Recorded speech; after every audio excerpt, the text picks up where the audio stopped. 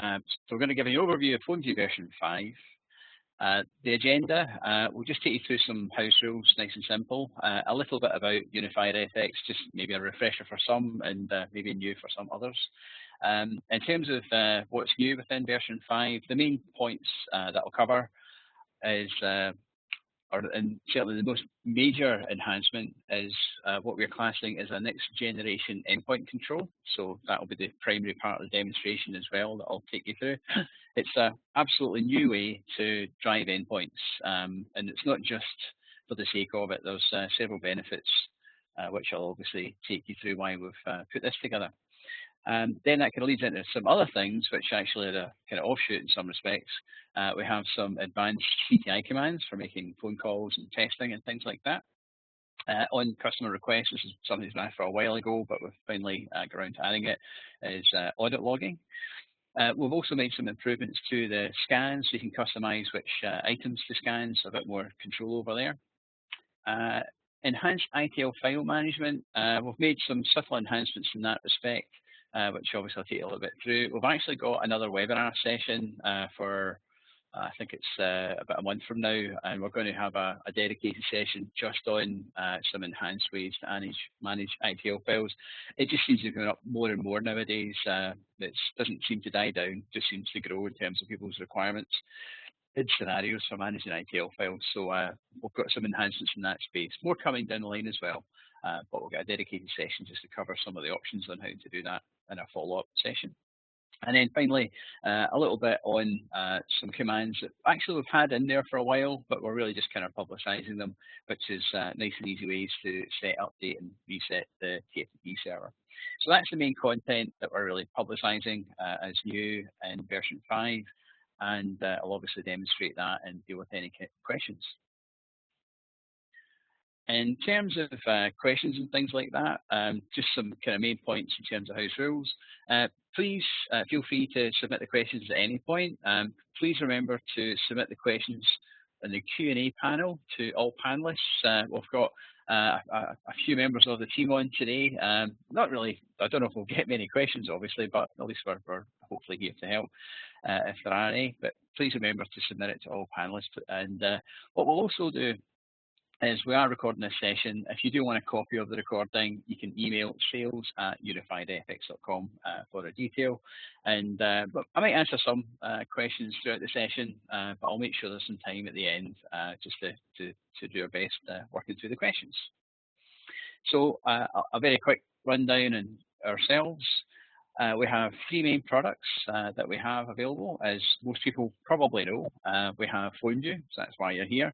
Been around for quite a while now. We've got quite literally millions of Cisco phones managed by our software, Cisco compatible, which is all great. And SIP approved, which is more of a reseller thing. You can get extra discount from Cisco if you bundle PhoneView along with a Cisco Unified Communications solution. We also have WallboardFX, which is quite popular. A few people have taken a trial of that, but just in case you're not familiar with it, we created a brand new from the ground up wallboard for UCCX primarily, and we've ticked a lot of boxes that make it really simple and easy to install and use, and really easy to deploy. No plugins required, 100% browser based, so you can run it on anything, even in fact, we had a customer running the wallboard on Raspberry Pis the other day, which I found entertaining. And it's the fastest real-time display that is available because of how we engineered it from the ground up. And then finally, just a quick summary is MigrationFX. Again, this has been through testing procedures. Again, it's also part of Cisco's Solution Incentive Program, so you can obtain discounts if you do purchase it. It is actually also free as well, which is really the great thing, as part of a deal that we cut with Cisco in terms of the Cisco trade-in program. If you trade in 100 phones or more, you can get the migration software for free. And the key thing about it is it's incredibly simple to replace phones. So just literally unplug one phone, plug in the other. We've enhanced it recently to handle DX conversion scenarios between Android and CE.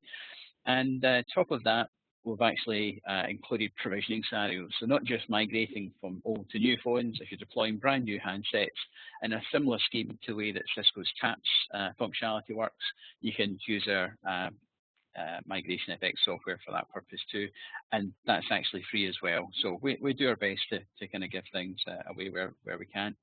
So that's just a quick rundown of the products that we've got.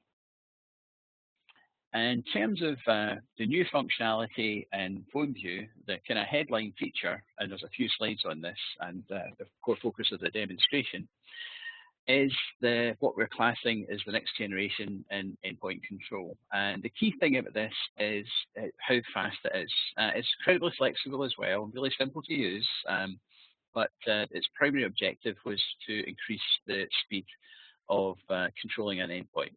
And the original inspiration for even attempting to do this feature goes back a couple of years. So this is not a new feature, something we've been working on for a while.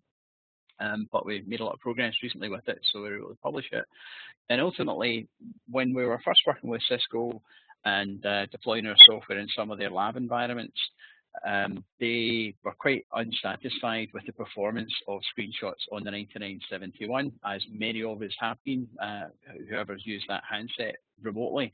And it was really just a limitation in the firmware of the phone. Our software was working as fast as it technically could. It was the handset. So we were looking for ways to solve that problem. So the good thing is, it took a little bit of time, but because we were dealing directly with Cisco, we got them to actually optimize the screenshot performance on the 9971. And we actually have a demo video of the kind of that in action. And maybe some people have already taken advantage of it. So that was great that finally happened, and it makes managing that particular model really easy. However, we actually worked on a plan B, and what you're basically seeing is what that plan B was. And effectively, what we are doing is we are emulating the activity of phone calls on all of your phones, okay? And in terms of the mechanics of that, we're using CTI, and I'll take you through some of the benefits of the fact that we are using CTI to do this. But from a user's experience point of view, it really just looks like, the kind of calling interaction you would normally deal with on the phone. And again, you'll see that better in the demo. What we've also done is we've made the controlling and the actual call operations really simple using stateful actions. I'll take you through some of those stateful actions in more detail. And this means that you can drive complex call scenarios using just the keyboards, because these stateful keyboard shortcuts that we've put in as part of this functionality. And it means that we've got dedicated actions that complement soft keys. So no longer do you have to kind of look at the phone screen and see which soft keys options are available and then kind of click the appropriate soft key button position.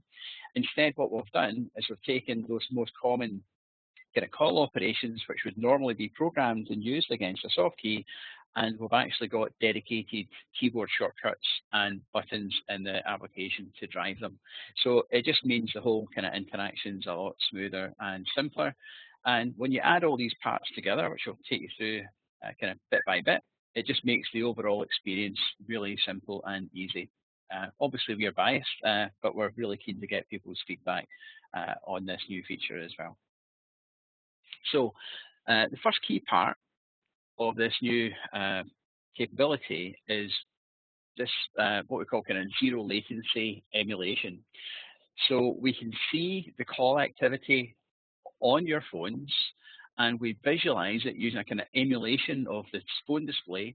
So this is not the actual screenshot from the phone. You can still get that if you wish, but this is like a flip where you can flick a switch and go between a real screenshot or else go between an emulation. And that emulation is updated instantaneously, and it's based on CTI information. So as soon as a call on the phone, you will see that visually as well. Therefore, because it's using effectively CTI to monitor and get that data, it eliminates all the kind of screenshot bandwidth and latency aspects, etc. And this is why we even created this feature, because when we were dealing with the 9971 and its kind of laggy performance up until we got Cisco to help us improve it, this is a real big problem for people. It was like 9 seconds sometimes from when a screenshot being requested and it being actually returned back from the handset. So now we have that down to sub-second latency from something happening on the handset, and our software being able to show that. So one key thing as well is it does not require access to the phone's web server. So If you're in a secure environment and you follow whatever procedures that require that you disable the phone's web server, I know for a lot of reasons you might want it enabled, and generally that is the kind of norm in reality. But if you are in a strict environment that does require the phone's web server to be disabled, maybe it's temporarily enabled, but primarily disabled en masse. The great thing is you can still effectively see what's happening on that phone without using the phone's web server. So we think that's a major benefit on its own. You'll see this in the demo, but you can flip between screenshots and renderings. So you get existing screenshots where you can see physically, the kind of representation of the phone's display and the same thing that the user sees as you would currently do, but you can flip that over on an individual phone basis to rendering. So you can basically see one or the other and mix that among other devices. So one phone could be a screenshot, another phone could be rendering. So completely flexible from that perspective. So you can mix up those screenshots and rendering across multiple devices. So the next new part of the equation that delivers this next generation endpoint control is a new keypad layout that we've put together. We actually called this originally the CTI Keypad because that was really the technical name in terms of its mechanics, but actually what we've kind of done is we've kind of renamed all of the keypads. So we used to have one that was like 7900, then one that was for kind of 8800s, and actually all these keypads are actually model independent, but it was more of a styling thing. But then when we introduced this new keypad, we rethought it a little bit. So we actually use the terminology of universal keypad. But just so you're aware, under the hood, technically it's CTI operations that are being sent to the phone, and we've kind of mapped them to a keypad of our own design. So going by the bullet list, that is model independent. It allows some advanced call manipulation. You can see that in the screen grab of the keypad in terms of the operations it provides. It's stateful, which you'll see better in the demo, and I've got a little table that kind of represents some of that as well. So depending on the state of the endpoint, it will perform slightly different actions very intuitively, the way we've implemented it. It's independent of the screen state, and what we kind of mean by that is typically when you're trying to drive a handset and you're performing call operations, you're primarily dealing with soft keys and what button and line position, etc., that you want to press physically on a handset, but remotely, obviously. Whereas, because what we've effectively done is taken those kind of soft key operations and mapped them into this universal keypad, it doesn't really matter what's happening on the phone screen. You don't need to really, ironically, worry about what you're seeing on the phone, and if it was even laggy, that wouldn't really matter because you've got the direct operation there. So that just gives you a bit more flexibility as well. Also, the way we've designed it, it works with both ad hoc and on-block call, transfer, and conference.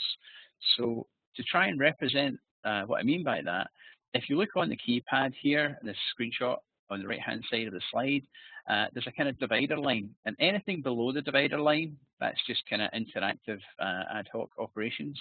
Anything above the divider line, you can do on-block operations, which basically means any telephone number or any numerics digits you enter into that white text box area will be used with either conference, transfer, or call. So I can type a phone number into that box, click call, and it will dial it. That's the on-block approach. However, you can actually leave that text box blank, never even use it if you wish, and instead press call and then just dial the digits. So it's completely your choice as to how you wish to drive it. We've, by design, made it as flexible and intuitive as just using the handset directly. So in terms of the shortcuts that we put together, I've got a nice little screen grab kind of table that lays out what they are. I'll try to take you through them in the demo, hopefully a bit better. But what we've effectively got here is 3 columns. The first column is just showing you the keyboard, the button sequence, etc. The middle is the description of what it does, and the right-hand column is just technically the CTI commands that maps to. And I'll take you through these CTI commands in a little bit more detail in a moment. It's part of the kind of next step feature. But just to give you a flavor for it, so if I select one or more devices and I press escape on the keyboard, it will hang up the current connection on that phone. So really, one button press and you hang up. You don't have to navigate to the end call soft key and all those kind of things, which Nothing wrong with it, but it just takes a bit of mental aptitude to navigate. Another one, which is one of my favorites, is the enter key. It's a really simple thing, but basically, if I press enter, the primary line will go off hook, and I can start using my numeric keypad to dial a number, nice and quick and simple. But also, it can be used to answer a call. So if you select a device and there's a call ringing on that phone, and you press enter, it will actually answer it. And that's a key component of that state awareness that we're programmed into these operations. But it's still just the same command. It's still just CTI call. So it's actually the call command underneath the hood, which is the intelligent stateful part. And you can also do that on specific lines as well, or button appearances. So if I do control, 2, 3, 4, etc., that will go to the second, third, and fourth button position. And there's a command that maps to that as well. Another feature which actually works out really well once we put it together, better than we originally expected, is the ability to select a phone. Now, for anybody that's used our product, it's just like dealing with files on your PC. It's just drag and select a number of devices or click an individual device, etc., and that's all fine and useful. However, what we've now done is use your left-right cursor keys, and that will automatically select just the one phone and move the selection, left or right, basically. So if I hold the one phone selected and it's the second device, I press the left arrow, it will just move that selection one device to the left. Nice and simple, nothing complex in there. The same with the navigate connection. So the up-down cursor key, if you've got 2 or more active calls on one device and you press the up-down arrow key, it allows you to choose which particular line that you want to, or connection call, etc., you want to manipulate. Spacebar, nice and simple. You can toggle, hold on and off. It's state aware as well. And what we've also added is some keyboard shortcuts for transferring and conference, Control T, Control C as well. I don't know how often people use those particular ones, but at least they're available to you. So in terms of the keyboard shortcuts, this was my best way to describe the stateful nature of it. So if you think about the escape key, if there's no call happening, it just won't do anything, which is fair enough. But if there is a call of any kind in any state, ringing, held, off hook, ready to accept digits to dial, and an actively talking call, it will just hang that call up when you press the escape key. As I was trying to describe a second ago, so the enter key, or in fact the control 1, 2, 3, 4, so this works on any line, not just the primary line. If it's idle, it will take it off hook, ready to collect digits. If it's ringing, it will answer it. If it's held, it will actually make it active and unhold, and otherwise it will just leave it as it is. Space, you can see it's just toggling hold. Digits is one of the ones that's particularly useful as well. More of a technical thing, but some Cisco phone models behave a little bit differently when you actually try to do the remote button press when they're in a call. It gets a little bit frustrating when you're doing testing. It turns out that even though I'm pressing a button remotely on like 7900 series and some other kind of models, sometimes it doesn't always generate DTMF. There's actually another command that Cisco published called send digits that is used for in-band DTMF. But what we've actually done, because of this CTI capability, is we can actually intelligently detect the state of the call and do the appropriate thing. So therefore, if you're idle, as there's no call in place, and you start dialing a number, it will go into on-hook dialing mode, the same way it would on an actual phone. Then you've got, if the call is off-hook, so, you just get dial tone effectively, and it's collecting digits to dial. When you start entering numbers, it will add them to that destination that it's dialing, and once it matches, obviously it will then go out and ring. And obviously, once the call is actually connected, they will be set as DTMF tones. So, a bit of a long-winded description, but from a user's perspective, it just means that you use the keyboard or the keypad from now on, and it will automatically do exactly what you expect it to. Okay. And let me move on. So those couple of slides there were really trying to give you a feel for the functionality behind the next generation endpoint control. as I say, you'll see it better in the demo. The next few slides are just more kind of technical elements of what's been added. I'll try not to go into them in too much detail. They're mostly here for reference, but effectively, because of the mechanics that allow us to drive this new rendering feature, etc., is all CTI based. What we've been able to do is take a lot of those common CTI operations, calling, answer, drop, hold, transfer, conference, etc., and they are now available as commands to be used inside macros within PhoneView, etc. So you can now do some quite complex call scenarios within a macro. You don't have to worry about the model you're sending it to. You don't have to worry about is the right page in the phone, etc., all set.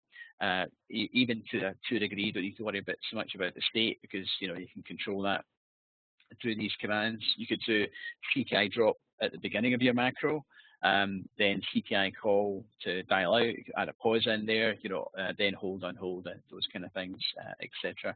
And also the send digits is our own send digit command based on CTI we'll put together. Works exactly as the Cisco's own send digits would do, but it's a bit more advanced than that. So you can send just individual key presses, or you can send them on block. You can send a comma to pause, etc. All those kind of good things. The one that's particularly nice as well at the bottom there is the CTI conference command. And just to be clear, when you look in the screen of PhoneView, and you'll see that in the demo section, there's the macro kind of command bar, which is on the toolbar. That's the portion where you would enter these commands in, and you can stitch all these together into your own macro. But the CTI conference, you can put in multiple destinations with a comma-separated list, and it will take whatever current call there is on the device or devices you send it to, and it will build a bridge up and pull in those parties, basically. So another new feature has been requested quite a few times, to be fair. We kind of had some basic logging, but we've made it a bit more consistent for proper audit purposes, is there's the kind of activity log in PhoneView, the kind of bottom of the interface. You can now log that to a file, and it's basically that path there, so that it saves them to. It's actually disabled by default, but it's just a registry switch you need to flick to get it to start logging.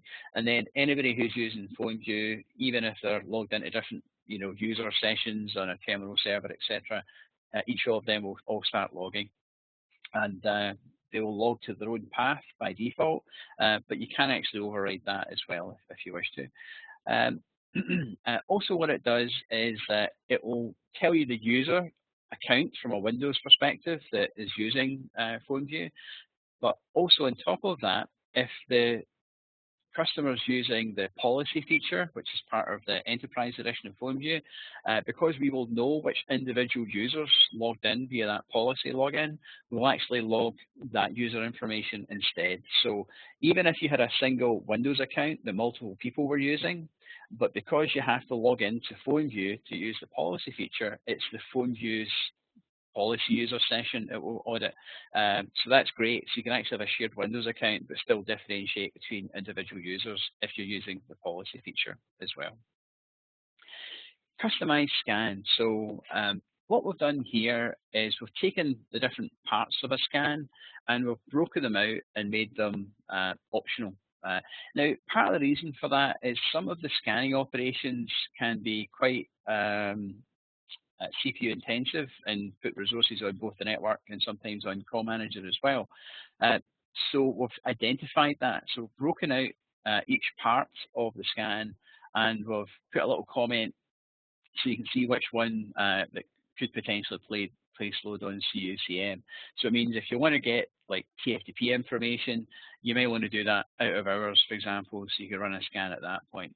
And to be fair, what we generally find most people use the scan for is for scanning ITL information anyway. So the default that we now do is only tick ITL scan. So you can certainly add the others in if you wish, but that's typically the kind of primary use case. So this means that the scan will be faster because there's less information that it's gathering as well. So in terms of the information, you've got kind of TFTP, which gets you like if the settings access is enabled or disabled. It's not actually a very common piece of information, but it's handy in some occasions. ITL status, obviously. I've got a little couple of enhancements there I'll tell you about in a minute. Device information, which is firmware, serial, TFTP server details, etc. And this one we never really described very well, so we're trying to kind of remedy that. And if anybody's used the software, you might have seen this thing in the scan called call info, and that's the mechanic that it's doing, but actually its purpose is nothing to do directly with call info, believe it or not. It's actually a method that we found that allows us to test authentication to the phone's web server. So that's really its purpose. So we've kind of renamed it so it's a bit clearer. And again, in some situations that can place load on CUCM because effectively we're sending credentials to the phone to access a secure resource, and typically the phone will then go away and forward those credentials to call manager's authentication URL, return a positive or negative response, and then we get that back and we can log if it was successful or not. But because our software can go quite quick, that can on occasion mean that you've got a lot of phones requesting authentication in a short space of time. So that's why we're got it flagged as it can place load on CUCM.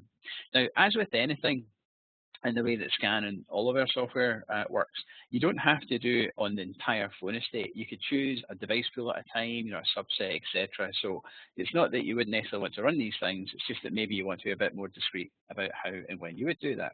Now, the reason for testing authentication, and this will get covered better in the follow-up webinar on enhanced ITL file management, is we put a lot of effort in our product to make sure it will work in almost any scenario. So it doesn't actually matter if the phone is registered or not, we can still control it. But there are a couple of prerequisites. And one of them is that the authentication works to the phone's web server. So that's why we have that feature as part of that scan effectively, so it allows us to detect if that's the case or not. Because if it is able to authenticate, then we can delete ITL files, etc., even if the phone is unregistered, which can happen in complex upgrade scenarios. So anyway, that's the way that we've expanded out the scan to make it more customizable. We might do some more enhancements in terms of breaking it down even further in the future. So in terms of ITL file management, so we've been kind of talking about it a little bit already. We've got a command which has actually been in 4.3 for a little while, but we've never really publicized it, to be honest. But we are now, obviously. So there's this command here, which is cmd : security info. So if you enter that into the command bar at the top and send it to however many devices that you wish, it will actually gather the ITL file signature from the phone. Now, one of the reasons why we didn't really jump up and down about this particular feature is it does require a newer phone model. It's just something that Cisco added a little while back, but they didn't revert it back into the older models. They only started from 7800, 8800, 9900 upwards. So it's useful in some situations, especially when you've got lots of those particular models. So that's why it may not apply to everybody. But certainly one thing, if you do have those models, that particular command is invaluable because there's no more accurate way to confirm if there's an ITL issue or not. Because if that signature doesn't match across all the phones and the actual signature from your call manager TFTP server, you've definitely got a problem. So it just gives you a lot clearer visibility. In terms of clearer visibility, what we've also done is extend our existing ITL status. And this is actually one of these things that we should have done a long time ago, but for some reason only was suggested recently, which is when we're doing an ITL status request, we're basically parsing information from the phone, and there's a couple of occasions where we won't get data, or you'll get a blank response previously, but actually we do have some context that we haven't really been sharing until now, and that basically is sometimes we don't get ITL status because the phone's unreachable. In other words, the phone's web servers may be disabled, so therefore we now have a new ITL status which says that unknown-unreachable to let you know, and then you can go and remedy it and then rescan it. The next one is unknown no data, That means that we got a request back from the phone, but there was no information relating to ITL or CTL files inside that response. That sometimes happens over time. The log information on the phone kind of flushes out, and sometimes some ITL, CTL related entries disappear. A quick fix to that is to reset the phone, because when the phone resets, that's when it does its ITL, CTL checks, and that will repopulate the log. So if you do see unknown no data, just reset the phone and then requery, and then it should hopefully give you an ITL status.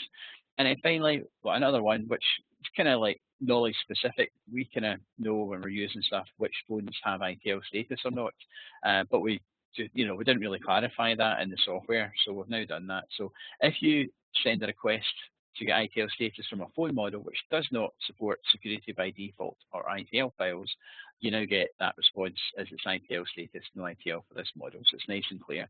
So this now gives you effectively 100% coverage from a response point of view. So there's no kind of guessing and grey areas. You might not have all the answers that you want, but you should have a way to go and obtain them.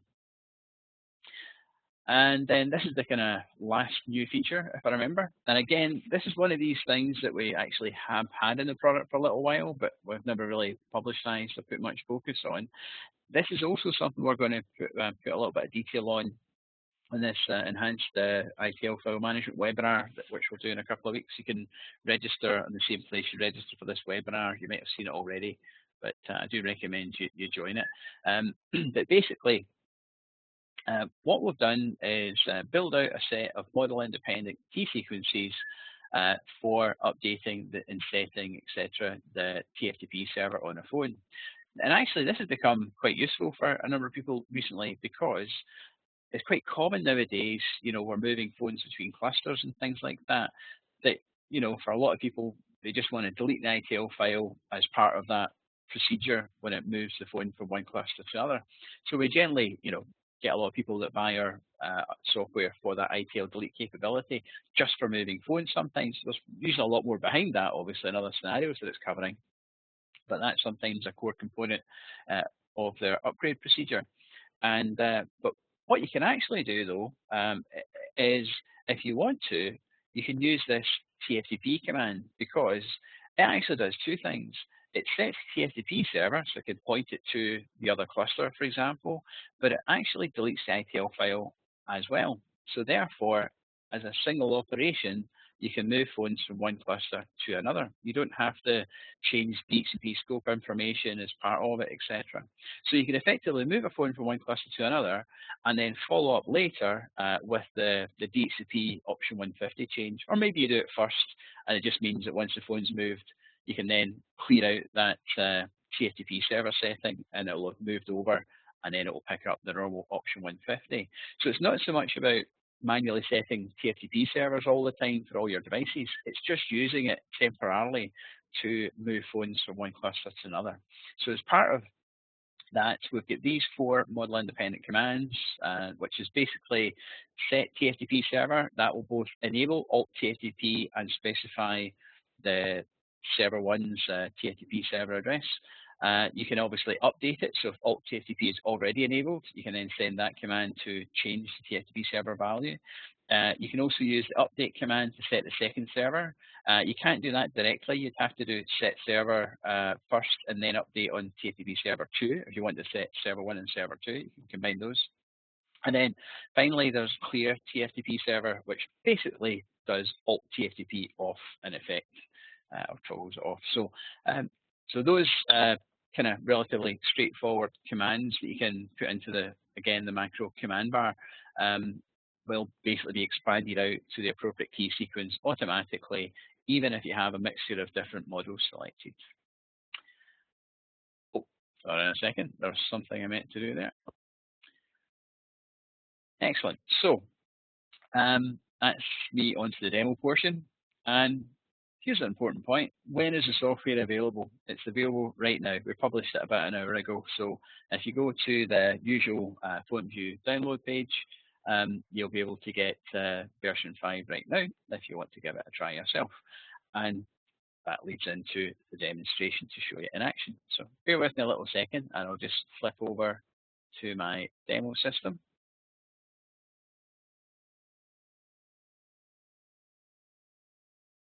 There we are. Okay, so fingers crossed. So even if this demo doesn't go very well, I've got a really nice recording of it, pretty much of what I'm about to show you. So I've got version 5 running at the moment, and I'm just running in the kind of what I would class traditional sense, which is I'm looking at the screenshots of the phone. So this is what the user sees, and it's all refreshing automatically. But I'm now going to introduce you to some of the key concepts of this new feature. So the first thing I'm going to do is I'm going to make a phone call, and then I'm going to just normally, and then I'm going to show you how what it looks like when it's rendered, basically, right? So if I'm going to go to this first phone, so I'm selecting it, and in fact, let's start using the universal keypad. So in the bottom left corner, I'll look at old, new, and universal. So old and new really mostly represent button styles. The new kind of newer models have got extra hard buttons in there, so that's why we have a different layout for them. But the universal one is primarily for just CTI call operations, nice simple call control, etc. So if I want to make a call, I can just use the keypad here. So I've selected this first phone, so let me dial the phone to its right. So that's 21002. I'll click that phone in the middle, waiting for it to refresh. Oh, wait a minute. Did I do a mistake there? I think I did. Great.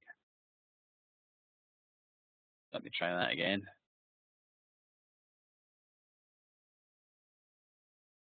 There we go. So just wait a second. There we go. So the calls come in. So I click on this phone. I click on answer, and we'll get a connected call. Okay, so that's normally how you'd look at a phone, but these particular models are on the faster end of the spectrum, so it's usually 1 or 2 seconds for an update, etc. So they're quite usable. There's nothing really wrong with them, but it's still a bit laggy. And if anything, if you're looking at that middle phone, you need to be aware of the soft key kind of options. If you wanted to hang up, hold, transfer, things like that, you need to navigate to the appropriate soft key. But you don't have to do that anymore. I'll show you a little bit of it in a minute. So let me go to this first phone. In fact, yeah, let's do the first one. If I right click on it, you've got a new option, which is automatic screen render. So people may be familiar with, we've got this automatic screenshot option. So that's just taking back-to-back screenshots on that phone. But we've now added, in parallel with that, a choice to use screen render. So if I choose automatic screen render, then for that individual phone, because I right-clicked on it to choose the individual option, I am now looking at effectively an emulation of the activity of that phone. And we can see the same information. It's got a line appearance. It's got 4 line appearances, 1 connection, who it's connected to, same call information. It's actually rendered based on the Symphony 45 model style. So even if whatever model's underneath the hood that it's controlling doesn't really matter. It'll always look the same. That's because it was a lot of hassle to do all the different styles and layouts, but it didn't really matter because they can all look the same mechanically. So I can see it's in a connected state, it's talking, there's some other details on the kind of backdrop of the phone. So if I hang up, just to show you the difference in speed, I'll pick this first phone and I click end call, and you can see instantly the rendering is updated, but it took a good second or 2 before the normal screenshot managed to update. So that's a fundamental performance difference. Is it's gone from 1 or 2 seconds or more, using up network bandwidth, requiring the web server to be enabled on the phone, things like that. We've basically eliminated the dependencies in terms of web server and bandwidth, and we've taken the time down to almost immediately. So if I want to now enable rendering on all of these devices, I could do them individually, but instead, if I go to the toolbar here, I've got the phone screenshot button. I can click the drop down, and I've got this option here for automatic screenshot, and along with it, automatic screen render. And this one applies to all visible phones. So currently, I've actually got a mixture of screenshots and rendering, because all the phones by default are taking a screenshot, with the one exception where I've got rendering turned on. What I'm now going to do is make everything render. So I just choose automatic screenshot for all visible phones, and then we can see everything's being rendered. Okay. Now, I'm conscious of time. I've probably spent a bit more time on the slides than I should have, so I'm going to make the demo portion a little bit shorter, but it is quite simple. So that was a key concept I wanted to show you, which was the rendering part. So we now are looking at emulation of the phone call. But if I now start doing operations, I can just use the keypad as I was showing you a second ago. So I can just do 2, 1, 0, 0, 2, press the call button, it makes the call. Click on this phone who's ringing. We can see the ringing symbol there. I click answer, answer the call. You see the call timers, things like that. I hang up, I just click end call, etc. So it doesn't matter about soft key buttons anymore. It's the operations are all there. So that's me just using the keypad interactively dialing, doing a kind of ad hoc technique. But if I go into this command bar here above, I can actually type in the destination. So let me type in the other direction. So it's 21001. And if I click call, this will now dial the number that I've entered in here. So I click call, and immediately it dials that number. I can click on here and I can click answer. So that's what that little kind of visual divider line means, is anything above that line will use information in that text box as part of its operation. So if I want to transfer, for example, I'll edit that number to that third phone. I click transfer, and you can see that call's moved over. I click on that third phone, I click answer, and it's there. If I go to another call onto that phone, so go back to this first device, and I'll dial the third phone. So I'll leave that phone number in here. I click call again. So I've now got 2 call appearances or call instances on that third device. I click on it, and here's a clever thing. I click answer, and it knows which connection to answer because it knows the state of the connections. So the next thing I want to do is show you a little bit of the keyboard shortcuts. So because I've got a call with 2 connections there, you'll notice that one of them is highlighted. If I press the up cursor key, it's now moved up to that device. And if I press the space bar, it toggles from hold to unhold. If I go down the way onto this other call again, it's now held, press space bar again, it flips it around. So it's nice and easy. So let's say I want to hang up a call. The select connection, if I just hit escape, it hangs up that call. I hit escape a second time, it hangs up the other call. So that means that I can, a couple of keyboard presses and I can do some pretty complex call scenarios. If I use, excuse me, if I use the left and right cursor keys here, you can see I'm changing the selection. So this works together really well if I want to set up some calls. So let me do it this way. I'm going to press enter. So I'm going off hook. I dial the number 21002. We can see the call going out. I press this, all the keyboards, no mouse required. Press the right cursor key. I'm on that second phone. I press enter. Note that it's ringing, and it answers it. I could press space, and it puts it on hold. Space, and it puts it on hold. Escape, and it hangs it up. So you kind of need to use it to kind of get the feel for it. It's maybe not easy to demonstrate in a presentation and demo, but that is just a very quick rundown on the new rendering feature. We've kind of made it as simple and intuitive as we can. So it might not look significant in terms of it just looks like a phone. That's the point. We're trying to make it, an obvious feature, so to speak. So what I'm going to do is flip back to the PowerPoint. And I've probably got 1 or 2 slides and jump into questions. Oh, there we are. Oh yeah, 1 slide after this one, which I need to remember to cover. So I haven't actually been watching the questions. I've just been too busy yakking away. Let me have a look. I think most people probably just have an audio questions. Hopefully, I can certainly see that most people manage to connect to the audio okay. So I'll obviously have recorded it if anybody missed something. Yep, someone's asking about, they've got PhoneView installed on a remote server. They use remote desktop protocol to access it. It's an easier way to use applications such as through a web browser, like our help desk, but don't want to use RDP. Good question. So PhoneView is still a desktop-based product, and to a degree, it kind of has to be because of how real-time it is visually, etc., because its primary purpose is giving you the ability to work with lots and lots of devices. However, we do have something in the works in terms of a web-based version of PhoneView. I can't publicly state what that is yet, but it's something that I expect will release next year. So, so the answer is it's still remote desktop protocol today, mostly because it kind of has to be for the form factor of the way PhoneView works.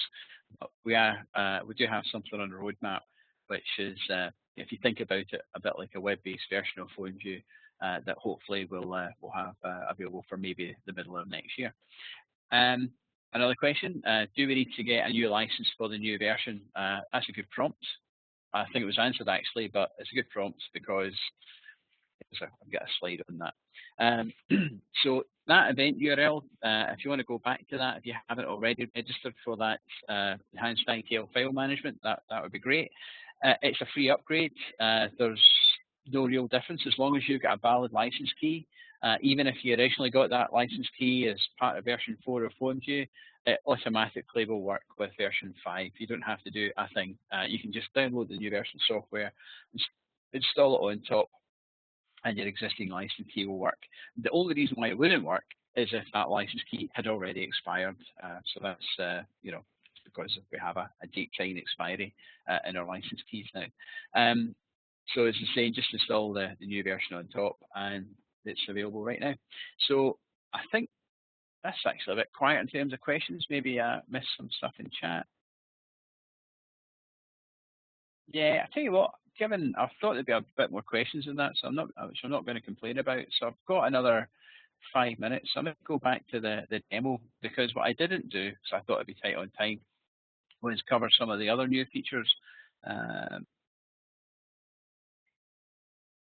Yep, okay. Didn't always work too well. Yeah. So a couple of people just asked about the scan. So maybe go into that one actually.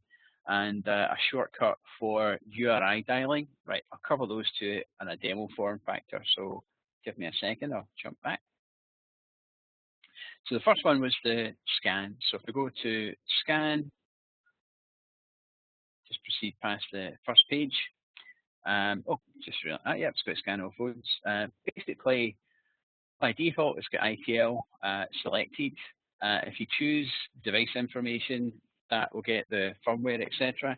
Now, what you have to kind of be aware of under the hood, an ITL scan is just accessing one page on each phone. So that's generally quite efficient, and there's generally not a lot of complexities behind that. But be aware that a device information scan can access something in the order of 4 or 5 different pages from a phone, and effectively they have to be 4 or 5 separate requests. There's no way to kind of link them together. So if you do an ITL scan on device information, it's 6 or 7 pages on each phone. And that actually can put a lot of dependency, not a lot of traffic, but a lot of dependency on how good your network is. What we've also found in some occasions is customers with really big clusters, 10,000 kind of level, thereabouts and above. What can happen is, because our software is actually so fast in terms of scanning through all the information and all those parallel interactions that it does, sometimes we can consume too many ethereal ports on the machine running PhoneView. So what we're kind of looking at, it doesn't happen all the time, it just depends on the customer's environment. But what we might do is split out the device information scan even further. So maybe you could do, not all the device information in one go, or there's other techniques we could use to kind of time out a little bit. But ultimately, it's a bit of a balancing act, because it's only people with really large clusters this would affect. So we don't want to slow everybody up just because of the larger systems. So we probably want to come together with some kind of more intelligent rules that means you don't have to kind of make a choice. So we will look to do kind of more enhancements in the scan, but this first enhancement here means that you get more choice in what you do. One thing just to point out though is you don't always have to use the scan, right? There is a parallel feature which is called the query. And this is more granular. So this gets down to the individual page level query. So if I do query, I actually have device, switch, and call information. That's the 3 pieces of device information that the scan gets. You can actually get them discretely through individual queries. So that's generally if you've got more data that you want to get and you want to get it faster on a bigger system, it's maybe sometimes simpler to use a query. So it just gives you the choice. But we've just tried to make the scan a bit more intuitive, effectively. A question about the TBS scan. Yeah, to be honest, the TBS scan is something that we put together a little while ago, but it's quite a complex feature. So to be fair, we've actually really parked it for now. So it's something we might resurrect in the future, but we need to spend a bit of work on it to get it to be consistent. ITL status is great and it's very useful, saves a lot of people a lot of hassle. But we're looking for additional ways to try and solve ITL issues, and TBS scan was an idea that we came up with. But as I say, it's something that we've probably not got it to the stage that we really want to. So until we do finalise it, we've just kind of parked it for now. But it's one of these things. We really like kind of customer feedback just to kind of give us an idea of what we found useful, what don't. So hopefully this enhancement on the ITL status side of it should be a good incremental step, and the ability to break down the scan. The next thing I think we'll focus on will probably be the performance of the scan in really large systems. So you don't need to understand what you're doing. It'll just kind of be smarter about it. And the other one would probably be maybe revisiting TBS scan. We might actually come up with another way of doing it, because we've got some other ideas. But to be fair, the security info might actually be the better kind of option. Yeah, I thought we had it in the drop down list, but I don't think we've added it yet. We'll get that done, a small update. But if I do CMD security info, if I remember it correctly, and I think that one should have it. Yeah, it's an 8800, and I hit send to that. If I've typed it in properly, I go to data, and I move over here. We've got ITL signature. So I'm afraid TBS status we're not really using anymore. We might come back to that just saying a minute ago. ITL status we've enhanced, and we've added ITL signature, which you use that command to leverage. Someone's asking for the key response time in the 8865. I don't know if you mean screenshot or rendering. I'll show you rendering first. So if I go to the 8865 and I press enter, it goes off hook. I dial some digits, 21201. I move over and I answer it. And if you look at the connection timer, it's ticking away there. So it's now instantaneous. So that's my kind of point about this rendering feature. It's as fast as it can be on all models, all the way from the 9971 to anything. And actually, we've not released this yet, but it does also allow us to work with other models that don't even have screenshots. For example, Jabber, etc. We've not publicized that yet, but if you are interested in working with Jabber and DX endpoints, please contact us, and we might have an early version that we can get you to try out that allows you to use the rendering feature on this model type. If you want to see the response time of the real phone, the real screenshot in the 8865, if that's what you're asking, I'll just right click on it and I can choose automatic screenshot on this individual phone, and then it flips back. So if I choose it, and just to be clear here, this keypad, the universal keypad, it doesn't matter if it's rendering or not, it works both ways. So let's say I do a phone number in the text box area and I click call. You can see instantly the call appeared on the rendered phone, but it takes about a second or two for it to appear on the 8800. So really, that's the main reason why we added the feature, was to make it instantaneous and very intuitive. Okay, shortcut for URI dialing, I think that's worth covering. Now, there's a couple of ways of doing this, we have to remember them. So there is a native feature. I think I've got this documented on our support page, but you can do dial, colon, and a number, right? That's the built-in way that Cisco phones understand, that you can enter anything in here and it'll go straight to the phone. That doesn't just handle phone numbers, can handle E164 numbers as well. But that's where it stops, right? If you want to do URI SIP addresses, that's a great question. That just reminded me of something. You can only do it via CTI, right? So now I don't have our system set up for this, unfortunately, but it is now possible, right? So there's two ways of doing it. Amazingly, I could type in, you know, what's the usual one? It's Bob, isn't it? Bob@sip.com, right? So I could type an email address into this on-block destination, choose a phone, and click call, and it'll go away and dial that SIP address. Now, as I say, I've not got my system set up for SIP, so it won't make the call in this case, but you can see it at least trying to do it.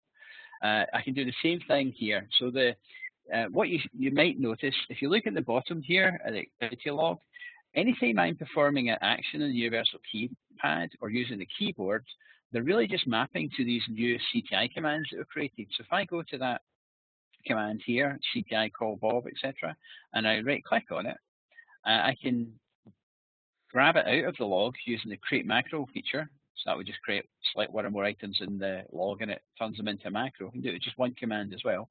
So click create macro and it copies that out, pops it in here for me. And I could obviously just edit it, go away and save it, edit it, build in a set of instructions.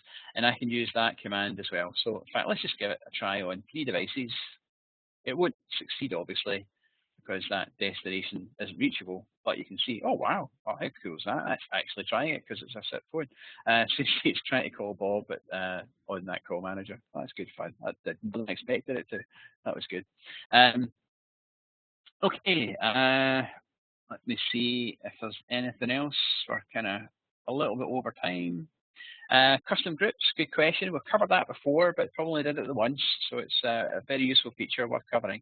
So give me a little second. Yeah, so the way custom groups, let me take it off for a second. So I've got a few devices here, and if I want to customize a subset of devices I want to work with, it's something we didn't have for a long, long time, but we added last version. If I select one or more devices, and on the toolbar here, I've got this little text box area and a custom group button to its right. If I type in a group name, so let's just call it Demo1, and then I click Custom Group, what it does is it takes the selected devices and it assigns them to that Demo1 custom group. And that becomes useful because on the left-hand side here in the Data Explorer, you've got a custom group section, and I now have a Demo1 custom group with 6 devices in it. So if I now let's say I go down here and I select some different devices. In fact, let's just select a different number to make it clearer. And I click Demo1. It's now just those original 6 devices that I selected. I could remove somebody. Let's take these 2 phones out. I select them. I leave this blank. I click Custom Group.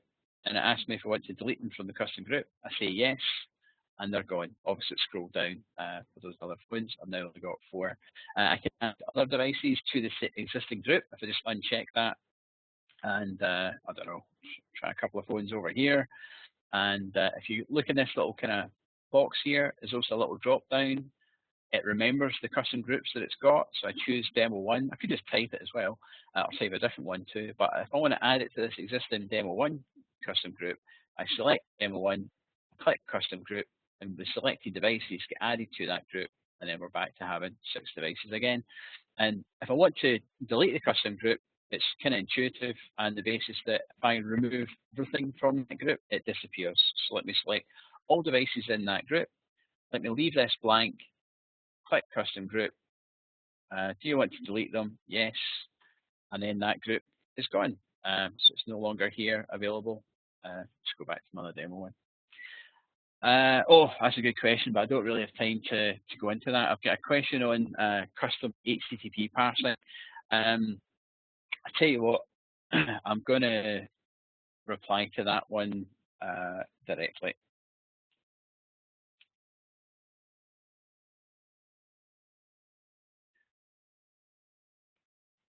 Okay.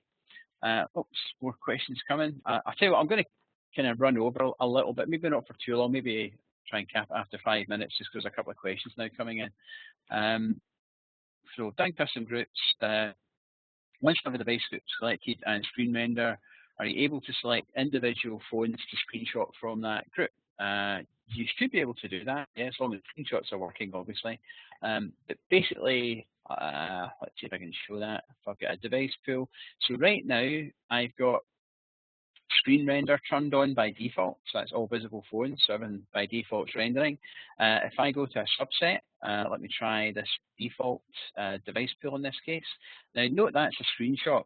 So that's because that's one that I used earlier with the automatic screenshot. I could do that on others, so I could right click, automatic screenshot, right click, automatic screenshot. That's how you do it. If it's not working for you, it's most likely that it's the screenshot side of it that might not be working. So just prove out that you can get screenshots to work first. Obviously, if you get any issues, just drop us a line, support@unifiedfx.com. Select a phone, initiate a scan those phones. The filter would clear when you had to reselect them. How does this change? I don't know. That sounds like maybe a bug you're mentioning there, Jeremy. I'll maybe ask you to, oh, someone's answering that. I'll maybe ask you to raise a support ticket.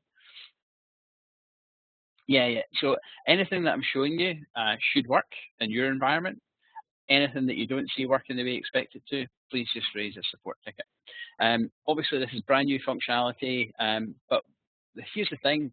It's layered on top of all the existing capabilities. So therefore, your existing screenshot mechanisms, nothing's changed, okay? All we've really added is a secondary way to work with endpoints.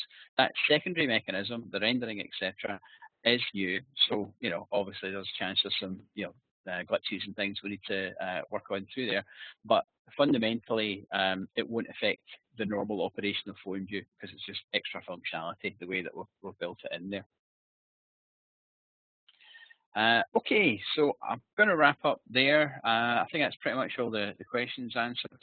So I appreciate everybody's time, and please download the software, give it a try, and appreciate any feedback, positive and negative. And that's appreciate your time as usual, and register for that enhanced ITL event if you can, and we'll try and make it as useful information as we can.